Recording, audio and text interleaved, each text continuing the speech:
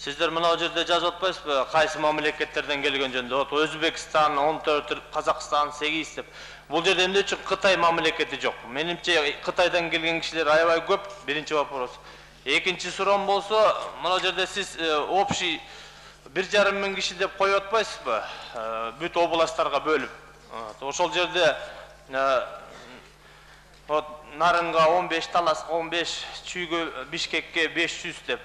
Ушул жериңерди кандай бөлдүңөр? Эмне үчүн биякта 15, анан 1,5 миң деп атасыз? Бүгүнкү күнү фактически Кыргызстанда бир 10 миңден ашык чет өлкөнүн жарандары иштейт. Мына бул Ошто эле алсак, Кара Суу базарында эле канча Кытай иштейт. Эмне үчүн алар эсепке алынган эмес? Булардын башка мамлекеттерде, Россияда бүгүнкү күнү келген мигранттарга аябай чоң bir dokumentlerdi толуктаганга туура келет да, бизде эмне үчүн андай жок? Ушул мигранттар Кыргызстанга кирип атканда, жана ар бир мигрантка $100 киргизип, разрешение берип туруп, анан алсак туура болот эле. Азыркы күнү башка органдар ошол эле акчаны баары бир алып атышат да, ошол биздин мигранттардан. Ошол маселеге сиз кандай жооп бересиз? Кытай Республикасынын статус алган жарандары бизде саны бар. Быйылкы иштетилген комиссиялардын жыйынтыгы боюнча 9 Кытай Республикасынын жарандары статус мигрант деген наамды алган. Бүгүнкү күндө сиз Кытайдан келгендин толук бир так санын айтып бериңизчи. Кытай Республикасынан бизде мына пайызына караса 10 миң азыркы учурда 10 миң квота бөлүнгөн 2008 жыл болсо, ичинен 50% Кытай Республикасы. Эмгек менен келе, жөн эле келе болгон Кыргызстанга кирген мигранттан баарын сиздердин эсебиңерде болуш керек да. Сиз ар кайсы мекемелерге байлаштырып коюп атасыңар. Булар сиздердин милдет да, министерство болгондон кийин. Азыркы учурда бизде единый сеть жок, эсеп каттуу чет мамлекеттик жарандарды өткөзгөндө.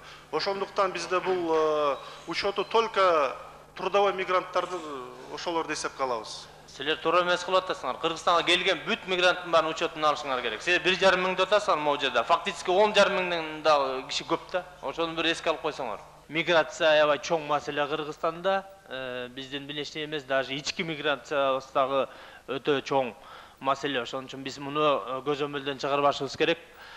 Мен айтайын дегеним, ошол бюджетти кабыл алып атканда кошумча булак катары мен ошо сунуш кылдым эле. Бир сунуш ушу Кыргызстанга келген эмгек мигранттарынан ошол акча төлөп, бюджетке акча түшүрсөк деп. Мына бүгүнкү күнү эле кечөтөн бери коррупция жөнүндө сөз болуп атат. Министрге деле, Айгүл Урусбек, сизге да сөз тийип атат болуш керек.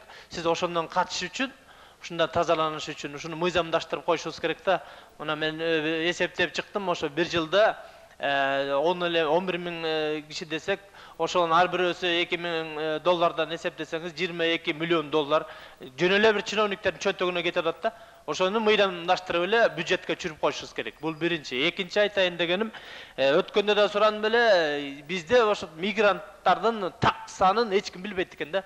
Ошо канчасы ушу үйлөнүп Кыргызстанда калып атат. Канчасы студент болуп келип атат, канчасы эмгек мигрант болуп келип атат. Мына сиз айтып атасыз 11 миң деп. Неофициально 40-50 миңге чейин киши кетип атат да.